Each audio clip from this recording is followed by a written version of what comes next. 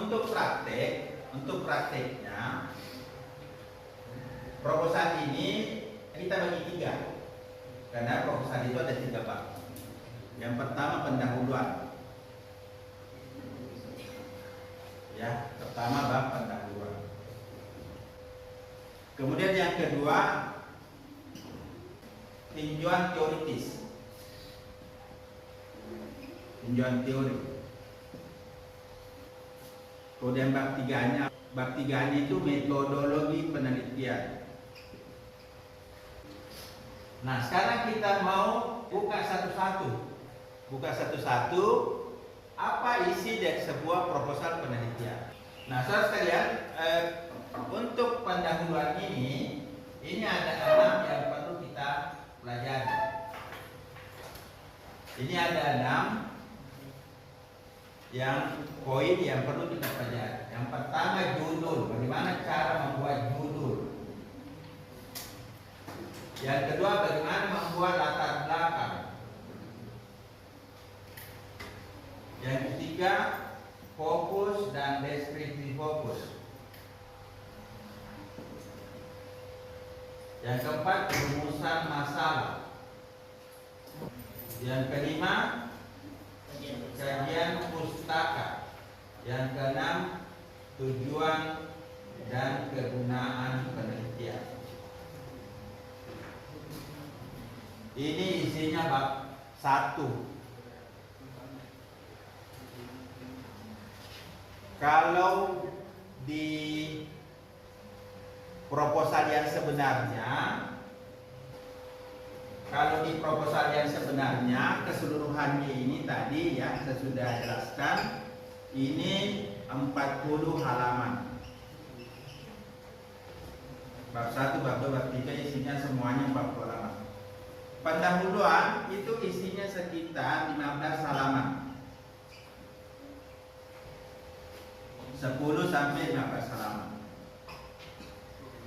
Kemudian tinjauan teori ini 25 sampai 30 halaman. Nah, kemudian ini sekitar 5 halaman.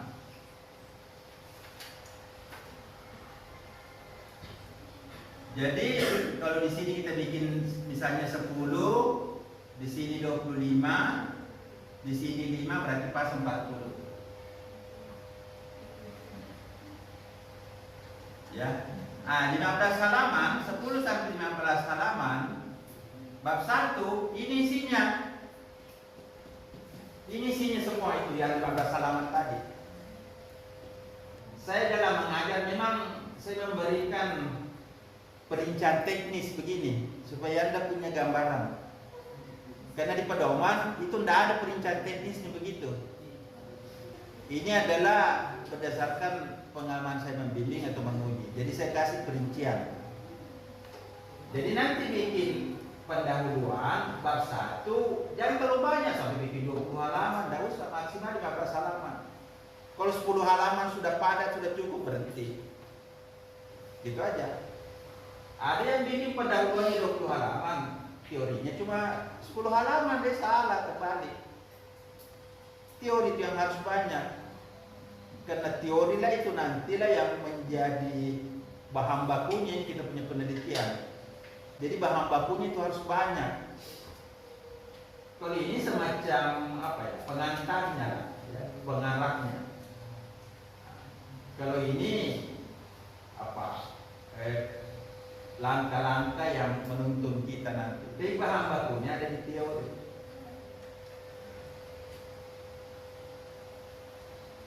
Nah, ini akan kita bahas lagi. Kita mulai dari judul. Ya, ini kita tes dulu di sini. Pertama kita bahas judul. Oke, saudara sekalian, kita akan belajar membuat judul. Bagaimana kita membuat judul penelitian? Bisa dikatakan membuat judul penelitian ini sudah mencerminkan kesuksesan atau kegagalan Anda dalam melakukan penelitian. Saya melihat judul proposal baik dalam membimbing atau dalam menguji. Melihat judul, saya sudah tahu isinya. Melihat judul, saya sudah tahu ini isinya. Karena judul sudah mencerminkan ini isinya. Sampai sudah bab 4, bab 5 itu sebenarnya sudah tercermin di judul. Karena itu judul ini penting sekali. Nah, ada 4 syarat membuat judul. Ada 4 syarat membuat judul. Yang pertama, judul harus sesuai dengan objek forma bidang keilmuan Anda. Harus sesuai dengan bidang kajian keilmuan Anda. Yang disebut objek forma itu bidang kajian, bidang pokok keilmuan kita. Misalnya ilmu komunikasi, judul Anda memang harus berisi fenomena kajian ilmu komunikasi. Tidak boleh judulnya Anda jurusan ilmu komunikasi meneliti bukan ilmu komunikasi. Oh, tidak bisa. Ini dulu, pastikan dulu judul itu mencerminkan objek formal ilmu komunikasi. Contohnya, tingkat keguguran ibu-ibu melahirkan di desa A, di kabupaten A, di kabupaten terpencil di sana. Tingkat keberhasilan ibu-ibu melahirkan. Ini judul bagus, tapi bukan kejadian ilmu komunikasi. Otomatis kalau dia yang Anda ajukan judul tidak bisa diterima. Analisis harga beras, analisis perbandingan harga beras di pasar Terong dan di pasar Antam. Oh, tidak bisa pasar analisis harga beras kalau diteliti ilmu komunikasi. Tapi kalau dia bilang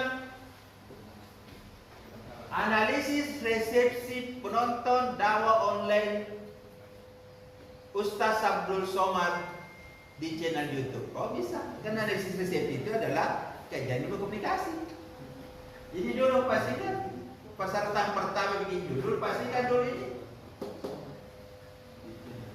Jadi seolah-olah gampang, tapi banyak yang salah.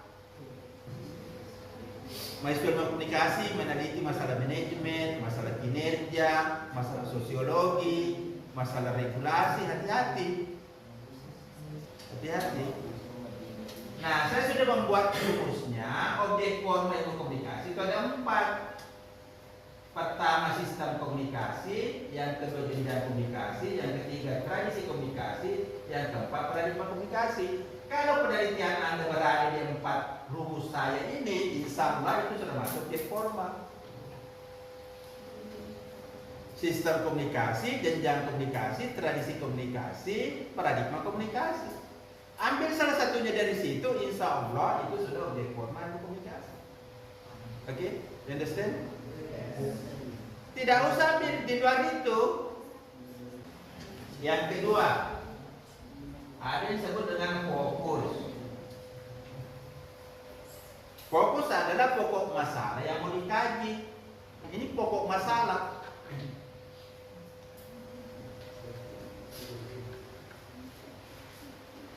Perhatikan, apa yang kita tulis di bagian depan itu adalah fokus.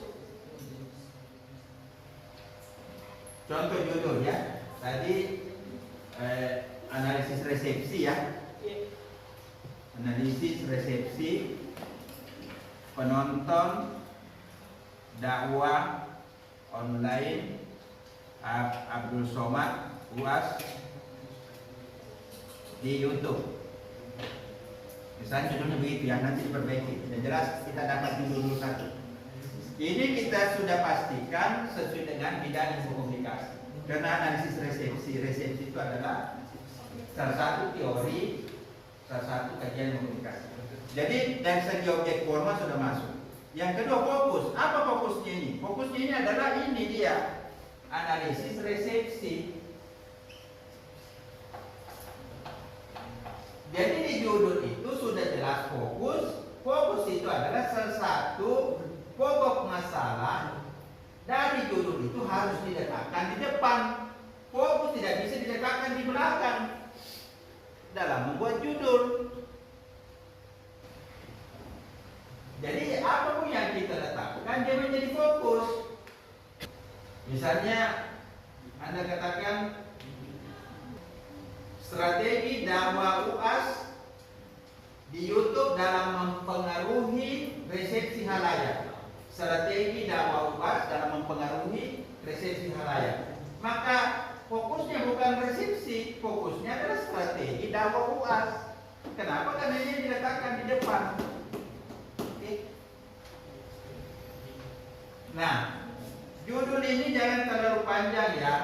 Itu kalau saya itu hanya sekitar 12 kata. 12 kata sampai maksimal 15 kata.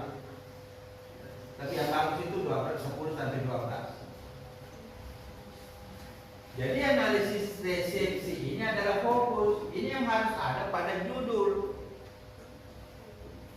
Jangan sampai bikin judul tidak jelas fokusnya apa. Nah, yang ketiga, apa yang harus ada pada judul? Yang ketiga adalah bidang. Bidang kajian. Bidang kajian adalah semacam grand teori, tempatnya kita meneliti di mana. Apa bidang kajiannya ini? Jadi ini dia YouTube atau new media. Atau ini dia dakwah online. Kalau ini nanti menjadi lokus, maka ini dia punya bidang dakwah online. Jadi yang kita mau lihat adalah analisis resepsi masyarakat dalam menerima dakwah online. Jadi fokusnya analisis resepsi, bidang kajian kita adalah dakwah online. Dakwah online ini bagian juga YouTube, ini bagian dari dakwah online. Jadi yang ketiga harus ada adalah bidang kajian. Pasti kalau kita bikin judul pasti ini ada. Nah, yang keempat, lokus. Lokus adalah lokasi tempat penelitian. Nah, lokasinya ini YouTube. Kalau ini kita jadikan bidang, maka harus ini ada lanjutannya. Misalnya di Kota Makassar. Kalau di Kota Makassar ini lanjutannya, maka ini bisa jadi bidang. Ini adalah lokusnya. Tapi kalau penelitian Anda cuma sampai di sini, berarti ini bidang, ini jadinya lokus. Oke, Pak? Cuman kalau model begini kita bikin judul, lokusnya tidak jelas. Karena YouTube ini adalah sebuah media yang diterima secara internasional. Jadi kita tidak tahu analisis resepsi penonton tinggal di mana. Tapi kalau misalnya kita katakan analisis penonton dalam literasi YouTube di Kota Makassar, berarti yang kita teliti hanya masyarakat penerima dakwah itu di Kota Makassar. Jadi apapun judul yang Anda buat, pastikan 4 ini ada di dalamnya. Dengan panjang maksimal kata-kata yang ada di judul itu lebih kurang 12 kata. 12 kata saja. Oke? Jadi saudara sekalian, inilah cara membuat judul. Di dalam judul itu ada 4 aspek yang masuk, yang harus tercermin di dalam judul. Karena itu kalau saya melihat judul, saya sudah tahu isinya. Saya sudah tahu bahwa ini analisis kualitatif. Saya sudah tahu teorinya, analisis resepsi dan teori media. Berarti saya sudah tahu bab 1 ini sudah jadi. Karena pasti nanti ini teorinya. Kemudian metodologinya ini pasti kualitatif, tidak mungkin kuantitatif. Oke? Jadi dengan melihat dulu sebenarnya kita sudah lihat apa isinya di bab 1. Oke, ada yang bingung-bingung bikin judul? Ada yang mau sebut contoh judul yang sudah saya bikin? Strategi komunikasi pembina santri dalam membangun akhlak santri. Strategi komunikasi pembina santri dalam membangun akhlak santri. Strategi komunikasi pembina dalam membina akhlak santri. Strategi komunikasi, oke, masuk objek formal, masuk fokus. Dalam membina akhlak santri, oke. lokusnya belum ada. Ya misalnya di pesantren mana, lokus belum ada. Kemudian yang kedua, strategi komunikasi itu terlalu luas. Terlalu luas. Jangan strategi komunikasi. Ambil satu teori. Misalnya strategi persuasi. Jangan ambil strategi komunikasi luas sekali. Ya, ambil satu teori. Misalnya komunikasi persuasi. Boleh. Jadi komunikasi persuasi pembina dalam membentuk akhlak santri di pesantren Dede Imam Koso. Oh bisa. Sudah masuk. Siapa lagi? Ya. Persepsi khalayak terhadap penggunaan aplikasi WeChat sebagai sarana prostitusi online di Kota Makassar. Strategi persepsi Khalayak terhadap penggunaan aplikasi WeChat sebagai sarana prostitusi online di Kota Makassar.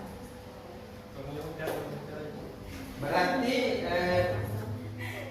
pertama ya, kalau bikin judul jangan terlalu panjang. Terus yang kedua, bikin judul jangan terlalu ribet.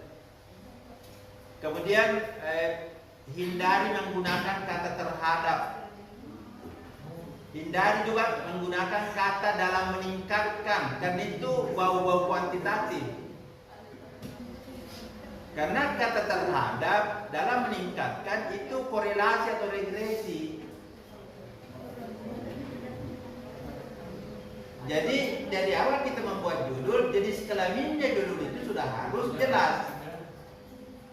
Jangan kita berpakaian membuat masyarakat bertanya-tanya ini laki atau perempuan. Tidak. Jadi kita keluar rumah memastikan jadi sekelamin kita dan penampilan kita memang laki-laki. Bikin judul juga begitu. Oke? Apa lagi? Siapa lagi? Satu orang lagi. Ya, apa? Strategi komunikasi orang tua dalam mempertahankan budaya mapat tabe pada anak remaja di desa Unggungan, Kecamatan Lalakbata, Kabupaten Sopeng. Strategi Komunikasi orang tua dalam mempertahankan budaya mapat tabe pada anak remaja di desa Unggungan, Kecamatan ya. Lalakbata. Pertama, strategi komunikasi itu terlalu luas. Saya sudah bilang jangan pakai judul strategi komunikasi, itu terlalu luas. Karena penelitian kita itu di level teori. Saya sudah jelaskan minggu lalu. Penelitian kita itu di level teori, bukan di level studi, bukan di level keilmuan, di level teori. Strategi komunikasi luas sekali. Ya. Apa Anda mau teliti juga komunikatornya, teliti pesannya, teliti medianya, teliti feedbacknya, teliti efeknya, teliti noise-nya? Kan tidak mungkin.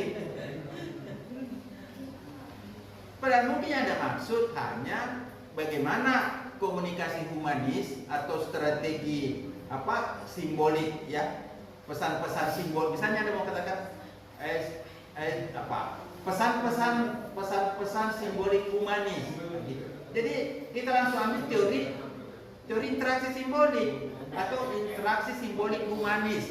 Gitu aja, interaksi simbolik orang tua dalam membentuk budaya mapat tabe. Itu aja, jangan strategi komunikasi. Tapi dari situ dibahas aja. Kalau misalnya judul strategi komunikasi tapi dirinci di bagian teori, jadi teorinya itu ada yang pakai begitu, cuman saya tidak menganut mazhab itu.